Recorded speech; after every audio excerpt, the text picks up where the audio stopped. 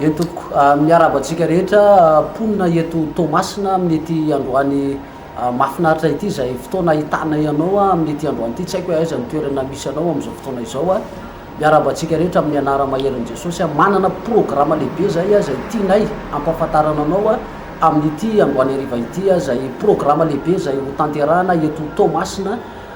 zay ampahafantarana anao raha manodidina ny Tomasina sy ny manodidina rehetra ianao ary dia miarabanao zay amin'ny anara maherin' Jesosy misy le atao hoe campagne d'évangélisation 2024 zay ho tanterahana eto Tomasina amin'ity androany ity ka dia miarabanao pasteur Germain dia miarabanao tahin'Andriamanitra ianao miarabanao ihany koa pasteur Denis zay tonga eto amin'ity télévision ity tsika zay ampahafantatra ny mponina amin'ny Tomasina an'izany hetsika lehibe zay ho karakaraintsika izany campagne d'évangélisation 2024 eto Tomasina ka dia meko anao pasteur Germain ny ampahafantatra ireo vahintsika zay andalo eto Tomasina amin'io campagne d'évangélisation 2024 io ka dia meko anao tompoka ny fandraisana fitenena tahin'Andriamanitra. Mankasitraka indrindra namana pasteur Tina araka nefa voalaza teo moa izy ny campagne d'évangélisation 2024 ho tanterahana eto amin'ny tanànan'ny Tomasina zay iarahana amin'ny mpanompon'Andriamanitra évangéliste tantely raha Jaonarivony zay mpanompon'Andriamanitra vavy tena fantatra tokoa amin'ny fahagagana sy ny famantarana zay omban'Andriamanitra azy manokana ao anatin'izay asa fitoriana ny filazantsara zay satria tamin'ireo faritra any ivelany zay efa nalenty évangéliste tantely Jaonarivony ity dia hita tokoa fa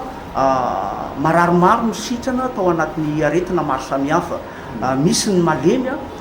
natanjaka ary nisy ihany koa ireo voafatotra tamina karazana fahazaran-dratsy maro samihafa fa nafantompo ihany koa tao anatin'izany rehetrarehetra zany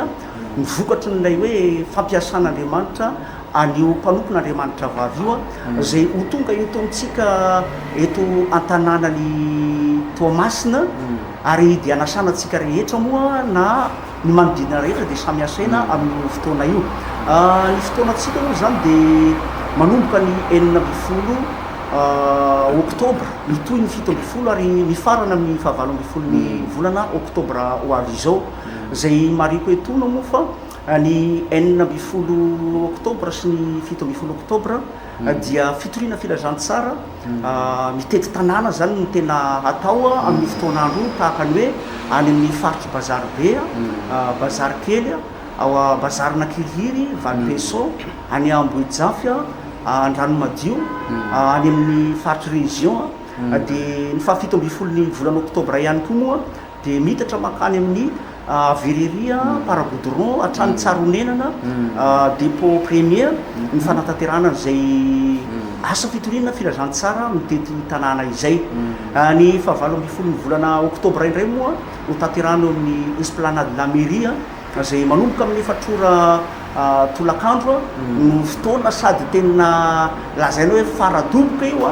no azo inona ihany koa fa isehoa ny voninahitr'Andriamanitra lehibe zay tena hoe hiasany tanan'Andriamanitra amitsika poniny tamatavy ka tena anasananao manokana satria fotoana miavaka ity araka ny fitenenana moa hoe valalatsy ny romandry ambavahady tenin'Andriamanitra koa milaza fa raraoty ny andro zonovatsoa fa fotoananao amin'Andriamanitra sady fotoana lehibe io fotoana io ka zay aloha no azoko ampitaina averiko amin'ny namana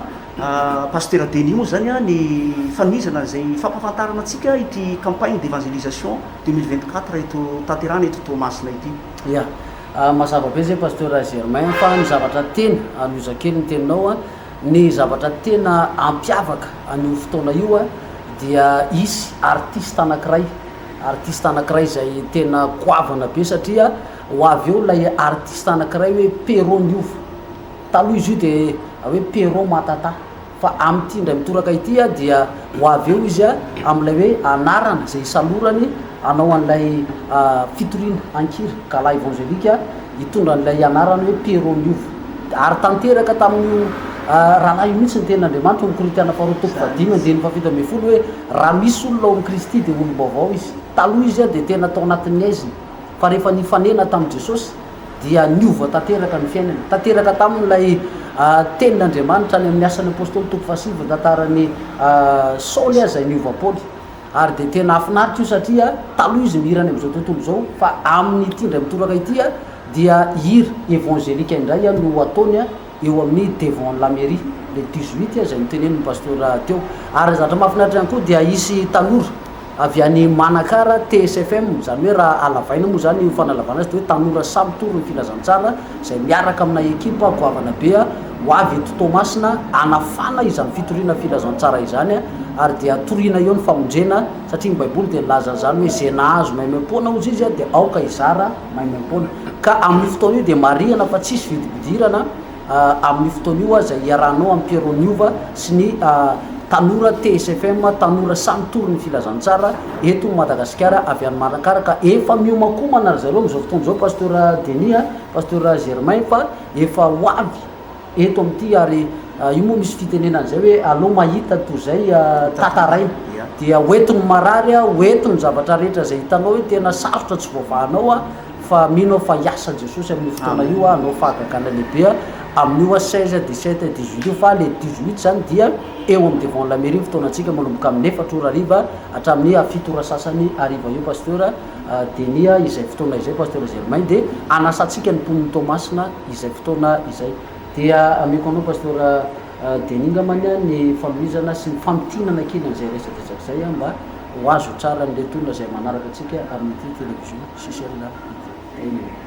niary misaotra betsaka ny pasteur Tina moa zay nanolotra ny fanomezana ny fandaharana tsaivina manokana fa manaraka tsara ny télévision CCL atsika zany amin'izao resy fotoana izao dia mankasitraka ihany koa re technicien zay mikirakira ihany koa ny fikarakarana sy fanatotosana izao fandaharana ataona izao araka ny napetraka ny reo namana mpiara-miasa teo aloha moa zany dia voalohany dia hoe évangéliste Tantely Rajaonarivony zay marina manokana fa malagasy tovy amintsika zany izy io mipetraka ny ampitan-dranomasina any France mipetraka izy io ny dia andehany any aty Madagasikara zany dia manana didy lehibe izy amin'ny fitoriana filazantsara sy ny fanafana ny firenena zay hoe misy atsika zay ao anatin'ny fampitondrantsika mambavaka ka amin'ny alalan'ny ty évangélisation campagne d'évangélisation ty zany no anatanterany an'izay dia mandroso ihany koa moa zany atsika rehetraritra manontolo ny fotoana zany amin'izao fotoana zao dia faharoa manaraka an'izay moa zany dia ao ny mpanakantsy manana ny sangany manokana Pero Maratany izy teo aloha araka ny voambaran'ny fanazavana teo lasa hoe Pero